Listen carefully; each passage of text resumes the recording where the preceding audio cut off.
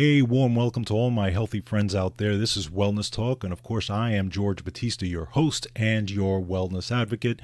Wellness Talk is a show that goes over the latest in health, healing, and nutrition. Hope you guys had a great week this week. So, remember a few weeks back when the air quality was really, really poor? Remember when the Canadian wildfires were really out of control and probably many, many states, especially the East Coast states, I know us in New York, we had really, really poor air quality. Matter of fact, there was a haze around everything, right? You couldn't even see buildings. It was really, really scary. It looked very apocalyptic. And New York City's air quality was literally or almost off the charts. I mean, apparently the chart is like 500 and New York City was at like 450 or something like that. I mean, it was really, really ridiculous. So obviously things have gotten better since then. But I want to discuss something that I haven't really discussed before, and this is air quality and pollution, right? Because this is something we deal with every single day, right? You walk out the door, there's pollution. I mean, even in your home, there's pollution, right? It could be mold, it could be all, dust and allergens and all these types of things, right? And your body has to deal with this stuff every single day, okay?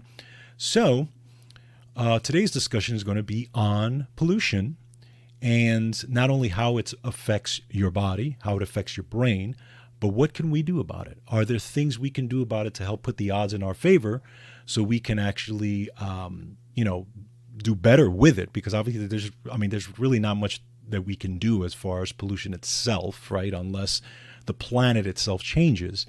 So it's incumbent on us to deal with it in our households and deal with it in our own health. So that's what we'll be discussing today. And the first article today is going to be from the University of British Columbia, and this is first in the world study suggests that even brief exposure to air pollution has rapid impacts on the brain. And this is one of those things where you think about, especially those of you who live in the metropolitan area. I grew up in New York City. I lived most of my life in New York City. I worked in the city, right? When you're working, those of you who know, when you're walking around in New York City, you've got the constant pollution, diesel, pollutions and smoke and smog and all that stuff that's hitting you every single day. And it takes a toll. It takes a toll. This is why in many areas of New York, the asthma rates are through the roof. Or at least that's one of the reasons I surmise why that is anyway. So, but this study shows that even one exposure to a pollutant, specifically diesel exhaust, actually had an effect on the brain because they actually saw it through MRIs. So it's very interesting. It's a little bit scary, but I think it's something you guys need to know, right? Because it's, obviously this is one exposure. What if you're being exposed every single day? So again, this is where we're taking responsibility and saying, you know what, if I'm exposed every single day, what can I do to kind of limit that exposure? What can I do to keep myself healthy, to at least try to fight all that exposure that I'm dealing with every single day? So we'll talk about that. Interesting study, and this is brand new information. Then, from Wellness Resources, we have air pollution and how to protect your health naturally. So again, we'll dive in a little bit to as far as the immune system, how your body deals with air pollution, what are all the mechanisms that you have to deal with pollution and things entering your body through your nasal cavities. And then what are the things you can take in that actually help with detoxification, help just in general keeping yourselves healthy, and try to bring down all that inflammation that pollution actually, starts in your body, right? Because again, we're dealing with all kinds of reactive oxygen species and all that stuff. So again, this is part of taking responsibility. And what can we take? So we'll talk about that. Then from there, an article by Aaron Marino, and this is 7 houseplants that purify the air and are nearly impossible to kill. So we'll go through that. 7 houseplants that you can put in your home that actually help to purify the air. Again, this is part of, just a simple solutions that you can use for your home. And not only houseplants, you can use air filters, all different types of strategies that you can use in your home to make sure that your home is as purified as possible. But plants, are very, very helpful in that, that type of thing. So, and by the way, I would definitely suggest you take a look at the article when you go to georgebatista.com, because the article itself, you can't see it if you're listening to this or watching this, but if you go to the article, I actually have pictures. The article has the pictures of each plant. So if you guys are not sure what the plants look like, take a look at the article, because the pictures are there just so you have a better understanding of what those houseplants are. But we're going to go over each one of those. And so, you guys can take a look at that. And then finally, I'm going to talk about, maybe do a little bit of a rant on where are you getting your health information from? And our public health folks, right? For example, if any of you were living under a rock, you saw that whole thing regarding Dr. Peter Hotez, and how he was how he was challenged by Joe Rogan to debate RFK Jr. And it kind of gave me an idea to talk about, where are you getting your health information from? Are you getting it from folks like that? Are you getting from your public health officials, right? We got it, many people listened through during the pandemic, and how that landscape is changing, right? Especially after the pandemic, through the last couple of years, especially with alternative media and alternative health, and how that whole movement is growing. So I'm just going to address that really quick, because it needs to be addressed and it needs to be talked about, because there is a huge changing landscape in terms of alternative health, in terms versus public health, in terms of what's true and what's not true, and who you should be listening to and trusting. So I'm going to talk about that towards the end here. So jam-packed show for you guys. Good stuff, good tips and tools that you guys can always use for your toolbox, of course. Make sure you go to georgebatista.com, check out all the information that is there, including all the articles that we go over. And remember that I post articles that I don't necessarily go over, because I don't have time to go over every single article on this show, because I try to make this show as brief as possible, because I know you guys don't want to be listening to 2 or 3 hours of me. I'm not Joe Rogan, but I think, just to kind of give you the highlights so you can take a look. But again, do the research yourself. Don't just listen to everything I'm giving you. Also, read for yourself, right? It's all about critical thinking. I've talked about that on this show. Make sure that you like, share, and subscribe from wherever you're listening or wherever you're watching this. Okay, make sure you're sharing this with everyone out there. And also, if you want to donate to the show, you want to support the show, there is a donate to the show button at the front of the website. Whatever you can donate is fantastic, and it's very helpful. You don't have to donate, obviously, but anything you can give is, obviously appreciated. And for those of you who support the show, thank you so much, because this show is just growing every single week. The numbers are just coming in, and, it's around the world. It's around the world, and we're getting the information out there. So I really, really appreciate everything you guys can do, and it's an honor and a pleasure to share this information with you. All right, guys, so let's get started on the articles for the week. First one, brand new information from the University of British Columbia.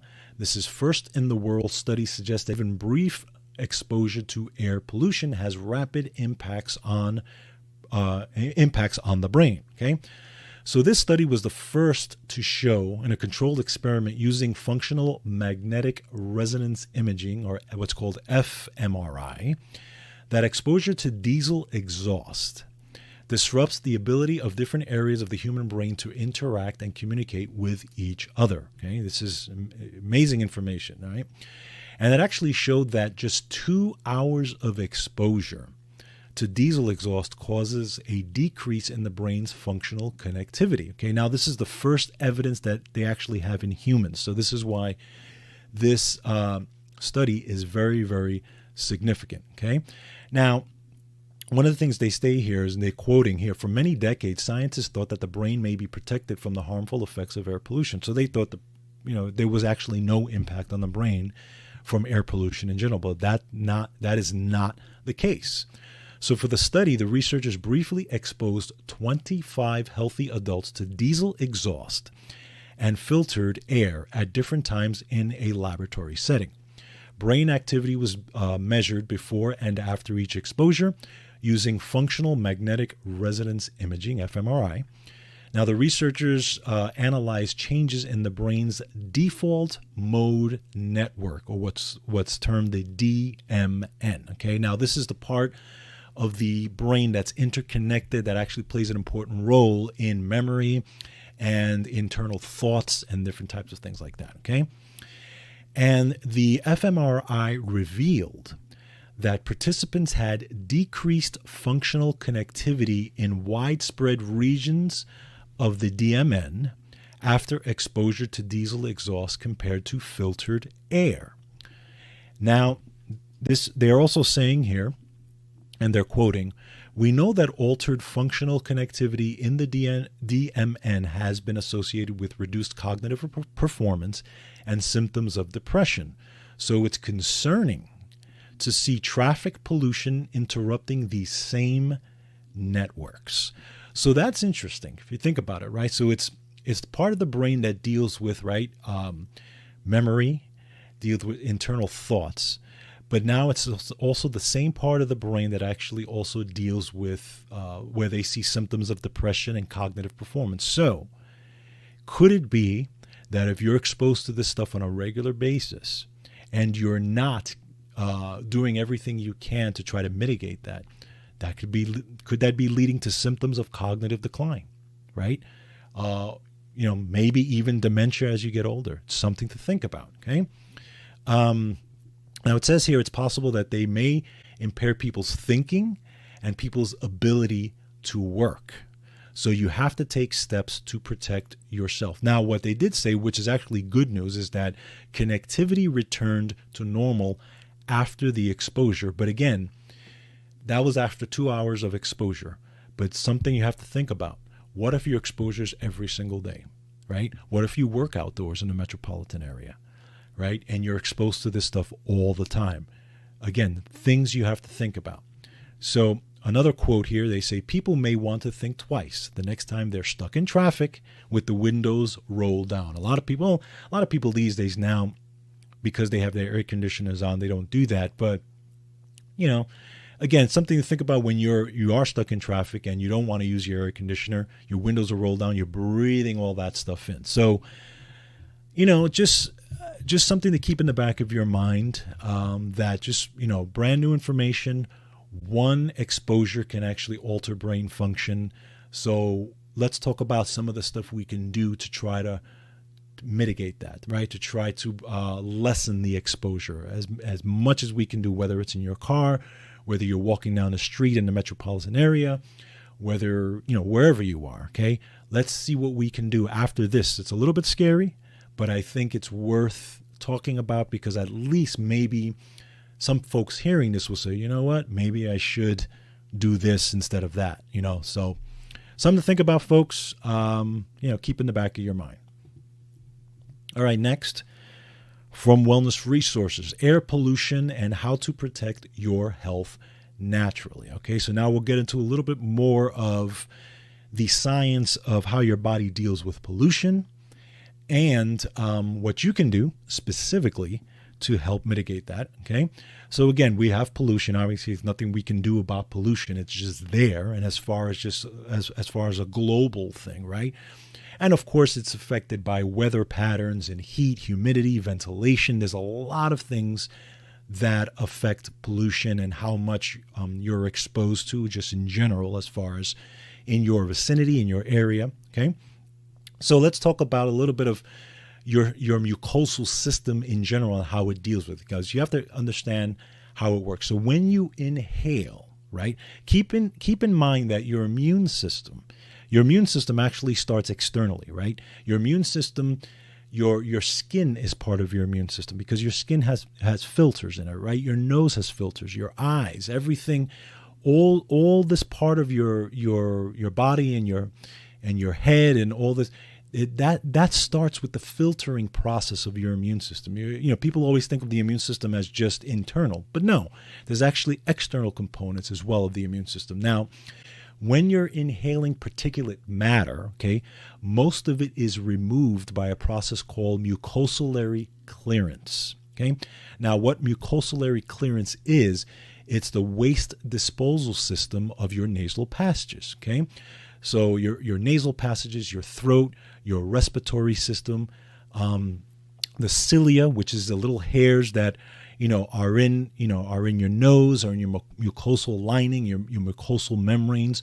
All of that is part of your immune system, and all that works with this mucosal clearance to help clear out any of the toxins that you're exposed to every single day. Okay, so that's part of that system. Now, the cilia specifically, which is these little tiny little hair projections that line the surface of your airways, right? They're there designed to trap all, as much of the particulate matter as possible that you're taking in, and help to expel that. Okay. Now, these are significant immune defense mechanisms against chemicals, against the dust that you're dealing with, biological compounds that you inhale, that you swallow. Again, this is all part of your immunity, your immune system. Your body has so many systems in place to help try to trap particulate matter, help to stop it. And then whatever does get in, then the rest of your immune system kicks in to try to trap that inside and expel it. Think about when you get sick. Think about when you get a cold. Think about when you have allergies, right? The reason why you have allergies and your body's developed some kind of inflammatory process and cytokines in terms of allergies, what does it do? Symptoms of allergies really are your body trying to expel it, right? When you're sneezing, when you're coughing, when you have mucosal discharge, all that is your body's way of trying to expel the allergens, expel the pollutions, expel the toxins from your body. That's how your body works. So the inflammation that is generated by your immune system to expel the toxins is how your body cleans house. Your mucosal system, your nasal passages, your bronchial, all that stuff works together to get this stuff out. That's kind of how that system works. Now, once the mucosal clearance process has been activated, the pollutants in your throat and your respiratory tract or in your saliva are ultimately transported to the gastrointestinal system, and the gut microbiome manages its removal. Okay, so again, it's this whole comprehensive system. It's a beautiful system that your body uses to expel all this stuff, right?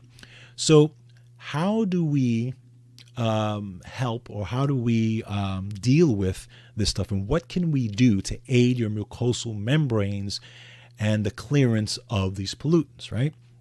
So let's talk about just some tips and things you can do to help with the dealing with all that.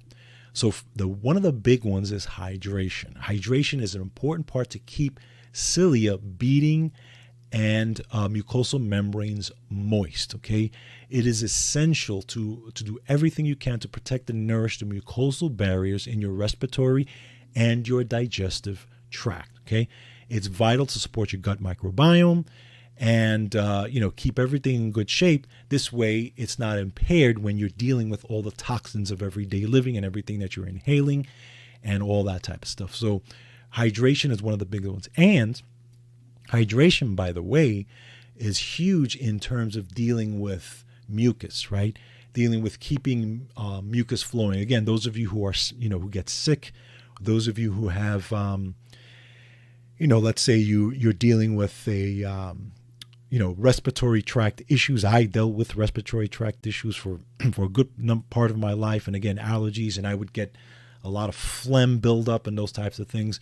The more hydrated you are, the better it is that your system is able to expel it, right? Because it actually helps to thin out the mucus that's trapped and helps to expel it from your body. So hydration is key in doing that, and also helping your immune system work properly so it can do its job, okay?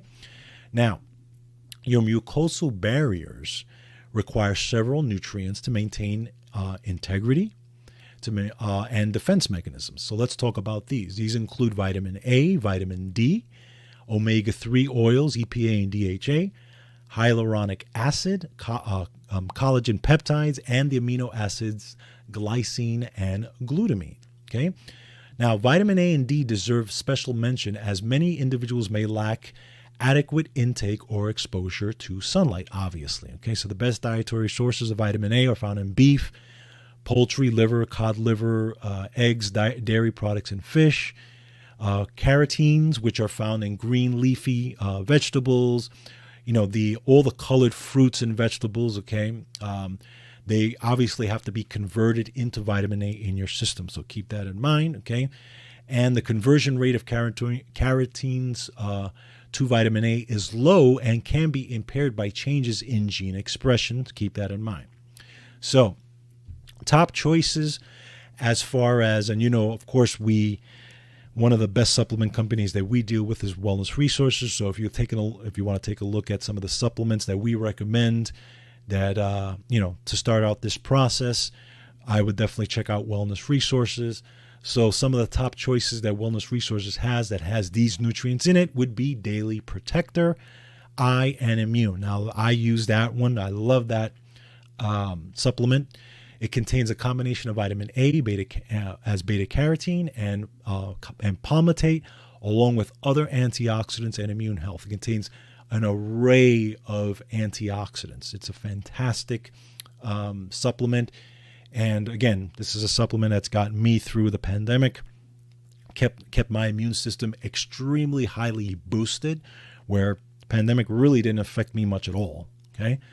Another one is vitamin D. Okay. And this is especially important for mucosal barrier function, respiratory, gastrointestinal tract function, and immune function. So check out that one. Okay. Also, you want to check out Daily DHA, which is another supplement from Wellness Resources. You also want to check out GI and Muscle Helper and collagen peptides. Those are great supplements from them. Next, arabinogalactin and mucosal barrier function. So arabinogalactin is a fiber. Okay, it's a dietary fiber, but it's critical for mucosal barrier integrity and immune function. And it's a beneficial probiotic carbohydrate fiber. It helps to make short-chain fatty acids, and it helps nourish and maintain the growth of beneficial bacteria like lactobacillus and bifidus. It's a prebiotic fiber, also supports several immune-related activities to aid in the lymphatic function. And by the way, that supplement, arabinogalactin, is fantastic for lymphatic function, lymphatic drainage. If you're dealing with toxins that eventually lead to allergies. For example, if you're dealing with a lot of congestion, that is a great supplement to deal with that. Okay, so I would suggest if you're dealing with that type of stuff, there's a supplement that Wellness Resources has called Immune Plus. It's a powder. You can get it. I think you can get it in powder form, but you can also get it in tablet form or capsule form. But I like the powder because I can put the powder in my smoothie in the morning and drink it up. It's fantastic. Works really, really well. And it's great for immune clearance as far as your lymphatic system. Another one is Super Immune Booster. Helps to keep your immunity completely boosted. It's fantastic for that. Okay. Other things you want to take a look at in terms of just dealing with immune challenges and all that. You want to take a look at quercetin, curcumin, anthocyanidins like grapeseed extract, resveratrol, peristilbene, vitamins A, C, and E, and many, many others. Okay. Now, a lot of favorites again from Wellness Resources. Again, Daily Protector, quercetin, Repair Plus is a good one, grapeseed extract, and Cardio Helper. So now, again, you guys know where I came from as far as dealing with all kinds of pollutants and getting sick and having respiratory issues and allergies and all that stuff. I lived that life. So what did I use? I used vitamin C. I used vitamin D. I used lots of quercetin, okay, to repair my immune system. I used arabinogalactin. Those four were staples of what I used for my immune function and my respiratory function. Quercetin is huge, by the way. Quercetin is one of the best things you can use, again, if you're dealing with allergies and that type of thing. If you get the amounts high enough, it's fantastic to support your allergies and all that stuff. So, things to take a look at as far as just helping yourself, keeping in mind that, indoor air pollution is often worse than outdoor air pollution sometimes also. Okay, so obviously, doing everything you can to have ventilation. Air filters, there's a lot of great air filters in your home that you can buy that help filter your air inside. So do everything you can to, to deal with that. Because again, I talked about the Canadian fires. I talked about the air quality that we went through, right? Those weeks back. That can happen at any time, right? Air quality can go up at any time, right? We were all feeling it in our nose and our throats and all that type of stuff. And don't think that does not have an effect on your system, because it does. It does. Even if you're exposed only for a day or two, right? We're seeing that because if you look at the last article I went to, right, it affected the brain after 2 hours. So don't think that that's not having an effect. So everything you can do to make sure that the quality of air of your breathing is the best, that is what you need to do. Okay. So just some tips for you guys. Things you can take a look at as far as air quality, pollution, and keeping yourselves healthy when it comes to that type of stuff. All right, next, 7 houseplants that purify the air and are nearly impossible to kill. This is by Aaron Marino. So we'll go through those really quick just so you guys have an idea. And again, go to the article itself on georgebatista.com and make sure you take a look at those, just so if you're not familiar with those plants, at least you can see what they look like, and maybe you can get those yourself. Those of you who have plants inside, it's a great thing. We have many, many plants inside my home, and even though we don't have as much of a green thumb as we would like to, but we try to do our best here in the house to try to keep the air as good quality as possible. Now, there was what's interesting in this article here is there was a NASA study that found that certain plants to be useful in absorbing harmful gases and cleaning indoor air. Okay, so we'll take a look at this. And the good thing about these plants that I'm going to cite here is that they can tolerate moderate to low levels of light. So if your home is not the most lit home, right, it doesn't have a lot of natural light, these plants can still survive in there. Okay, so let's go through them really quick. The first one is the Boston fern. Okay, so we'll talk about each one really quick. So what to know about the Boston fern? It removes low levels of formaldehyde, xylene, and toluene from the air. Okay, these are all toxins. It thrives in moderate indirect sunlight and high humidity. It's great for a hanging basket or planter on a pedestal or atop of a shelf. Okay, so that's the Boston fern. Number 2, the spider plant. The spider plant removes low levels of formaldehyde, xylene, and toluene from the air again.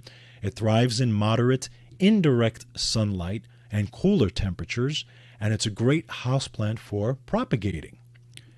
Number 3, pothos. Now that's spelled P-O-T-H-O-S. Now I had never heard of this plant. And this one removes low levels of benzene, formaldehyde, xylene, and toluene from the air. It thrives in moderate to low indirect sunlight. It's nicknamed the cubicle plant for its ability to grow in less than ideal environments. Okay. Number 4, the peace lily. That's right, peace lily. It removes low levels of benzene, formaldehyde. I'm not even going to say this, but xylene, toluene, and trichloroethylene, I can't even say that word, and ammonia from the air. So it removes ammonia. It thrives in moderate to low indirect sunlight. It's identifiable by its signature dark green leaves and white blooms. Number 5, the Chinese evergreen plant. This one removes low levels of benzene and formaldehyde from the air. It thrives in low indirect sunlight, and it's available in an array of visibly appealing varieties. Number 6, we have the snake plant. The snake plant removes low levels of benzene, formaldehyde, xylene, and toluene as well. It thrives in moderate to low indirect light. Not only is this an unbelievably hardy plant, but it also converts carbon dioxide into oxygen at night. Okay, most other common houseplants only do this during the day. Something to think about. And number 7 is the philodendron. Okay, that's Philodendron. Okay, that's a more of a common plant.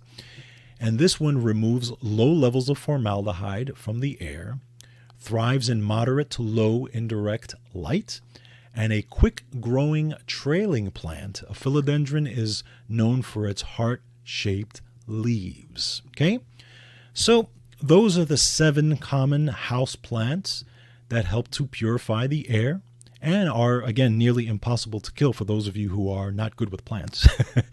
So just some things to think about. Okay, just some, take a look at those. If you, again, check out the article because it has the pictures in it.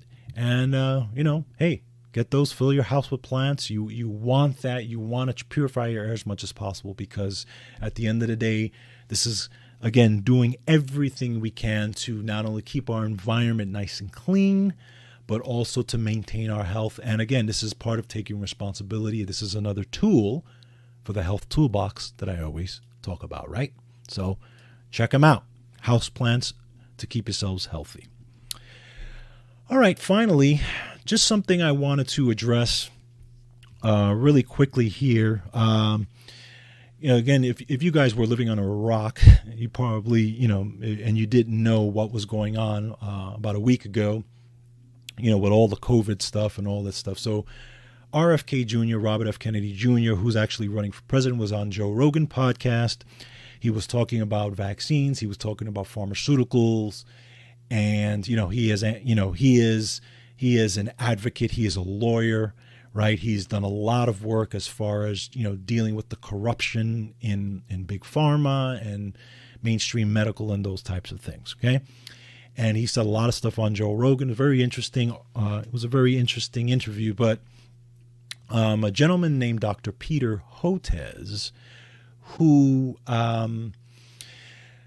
is a scientist. He's a vaccinologist. He actually has done a lot of work in developing vaccines for tropical diseases. Okay, he's been doing this for a long time. He's well known in the vaccine industry for many, many, many years. And it was interesting because he was also a person who testified. He talked about coming up with vaccines for COVID and stuff like that, which he also testified having concerns about before he switched. But he is a person that was also at one point, I know they talked about him actually possibly being the next Anthony Fauci when Anthony Fauci left. I know there was rumors that he may be picked to be the next Anthony Fauci. So, again, this is a person in mainstream. He's been on, all the talk shows as far as the mainstream talk shows, and throughout the whole pandemic, he was on those shows and blah blah blah and that type of thing. Anyway, the whole point of the story is that he made reference to that Joe Rogan was letting RFK say whatever he wanted, and that that Spotify should censor Joe Rogan and blah blah blah. And then subsequently that led to Joe Rogan saying, hey, if you want to debate RFK, you can do it on my show and I'll offer you $100,000 to do it. And then a whole bunch of other people chimed in, and it ended up going, by the time it was done, it ended up being over $2 million the money was supposed to be for charity, basically. But it ended up being over $2 million that people were saying that they would donate to see a debate between Dr. Peter Hotez, who's mainstream medical, versus RFK Jr. on Joe Rogan. Well, Dr. Hotez eventually declined. He was not going to do it, right? But that led me to, thinking about, people listen to this guy. People listen to people in public health that way, right? There are people who still listen to these folks, even after all the mistakes and after all the craziness of the pandemic. Who are you listening to? Who are you getting your health information from, right? This is my question to folks.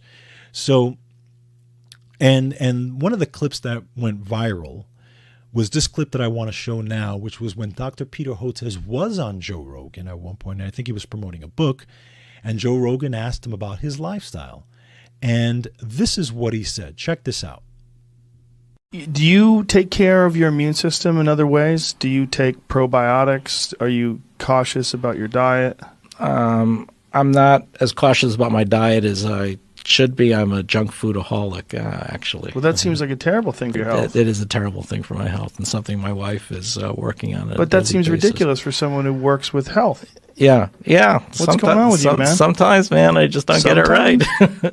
How often? What? How often? How often do I steal a bag of chips or something like that? How often do you eat garbage? I don't know. No, hopefully not every day, but hopefully not every day. Yeah, maybe a couple of times a week.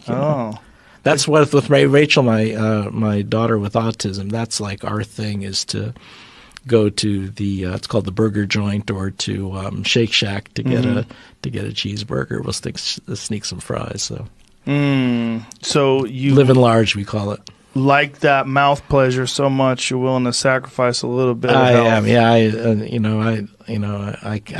I have to concede that's the case. Well, there's. I don't have to tell you, but there's a large body of data that connects poor diet to a host of diseases. Mm-hmm.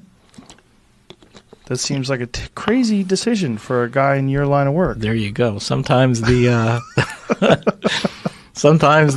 not all brain. It's something else. But if you ate healthy food, the thing is, your body starts craving healthy food. You start feeling no question, results. no question about it.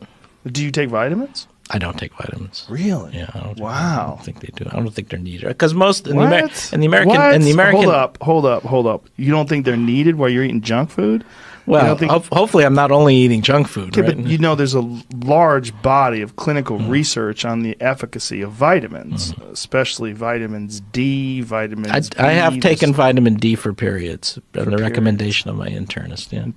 What about essential fatty acids, which are great for your brain, fish oil, all these different things that are fantastic for I'm not going to argue with you. What is going on with you, doctor? You got it. You got it over me. So this is the guy, right? This is the guy that we're supposed to listen to. Think about what he's saying there, right? He's a junk food addict.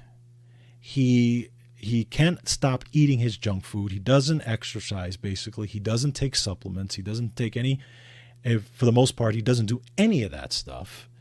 And he had to have his internist tell him to take vitamin D because apparently he just wasn't up on the vitamin D literature. He doesn't know that he should be taking vitamin D. And this is the guy we're supposed to listen to.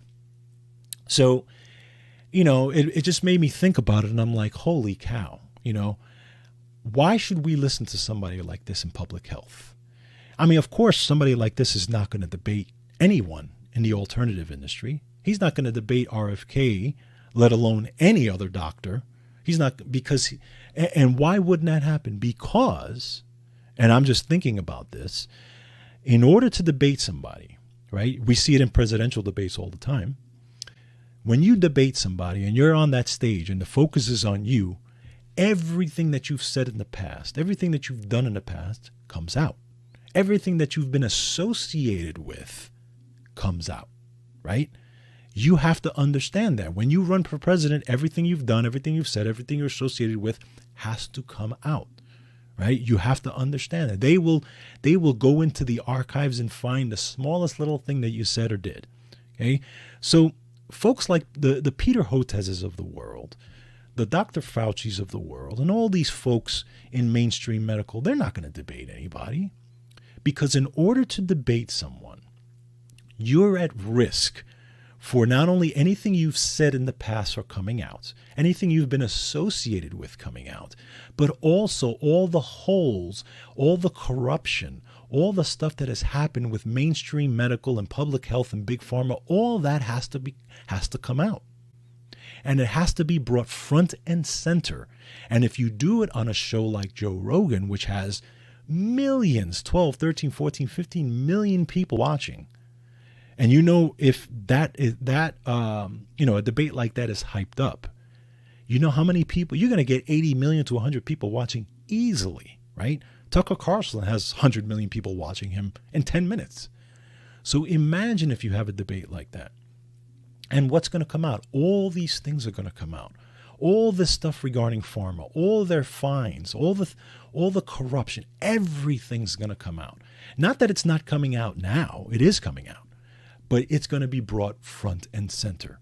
And you, as a public health advocate, a public health official, right, who talks about vaccines, talks about whatever, are going to have to live with the fact and going to have to admit that all that stuff exists. You have to remember that prior to COVID, it was a David and Goliath situation, right? You had public health, the mainstream medical, big pharma, all that type of stuff that pretty much ran the show, that, they were the biggest lobbyists in the world. They're still the biggest lobbyists in the world. They're, one of the biggest industries in the world, and they call the shots. And then you have alternative medical, or whatever you want to call it, which shouldn't even be alternative, which is like really, really small. And they were always there, right? They were always there, and there was always this constant fight between them. But once the holes of the pandemic showed up, and once everything that public health told you ended up being wrong and disproven throughout the pandemic, and we're finding out now, that changed the landscape. Now, because we have alternative media, right, through the Joe Rogans of the world, through the Tucker Carlsons of the world, through all these different types of shows, even shows like this one, which is a very small show compared to all those shows. But because you have this alternative media now that is now exploding, that is growing, what's happening? Well, alternative health is now jumping on the back of alternative media to ride that wave into the mainstream. So now when you look at the mainstream media, right, the CNNs of the world, the MSNBCs of the world, and all the Foxes of the world, and all those things, alternative media is starting to dwarf them. It's starting to dwarf them, right? Just look at the numbers. Look at Joe Rogan's numbers compared to Fox and CNN. Look at Tucker Carlson's numbers, compared to any mainstream show. They're being dwarfed. They're being destroyed by alternative media. And more and more people are gonna do that. Okay? So what I'm saying is that when you're looking at these public health officials like Dr. Hotez, like Dr. Fauci, and all these folks, okay, who are supposedly doing this in the name of science, in the name of public health, look at what they're saying. Look at how these people live. Look at how Dr. Hotez lives. He doesn't live a healthy lifestyle at all. Okay? This is a guy who's out there talking he's on all these shows talking about you need to, do this and you need to do that. This guy doesn't do anything. He does nothing. And I'm supposed to follow this guy's example? Yeah, I don't think so. The dangerous part about this, not dangerous, but the thing that's going to happen is this. Because there was such a screw up in public health of the last 3 or 4 years, I mean major screw up, the next time there's a pandemic, people are going to be like, yeah, we're not going to trust you. They're not going to trust you. There's always going to be people who trust, right? There's always going to be a segment of the population that just goes along with it because they're just going to do that. But I guarantee you that if and when there's another public health emergency, another pandemic, people are not going to trust you. People are just going to flip you the bird and do their own thing. Okay? And this is why you have companies like the Wellness Company and other companies I'm sure that are going to start to pop up soon that are alternatives to public health, alternatives to mainstream. Because at the end of the day, when you look at mainstream health, okay, and when I say mainstream health, I'm talking about dealing with chronic disease, right? Whether it's dealing with vaccination or whether it's dealing with just, you name the chronic illness. I'm not talking about emergency medicine. I'm talking about chronic illness versus actual health, versus actually keeping yourself healthy, okay? Because if there's one thing that the pandemic exposed is that how unhealthy as a society we are. So anyway, the whole point of this is, who are you listening to?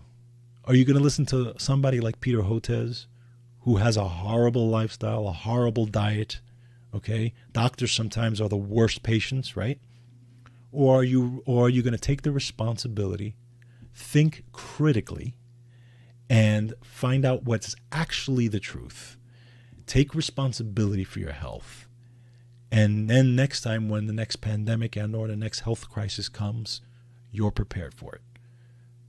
Okay, that would be my suggestion, would be to do that.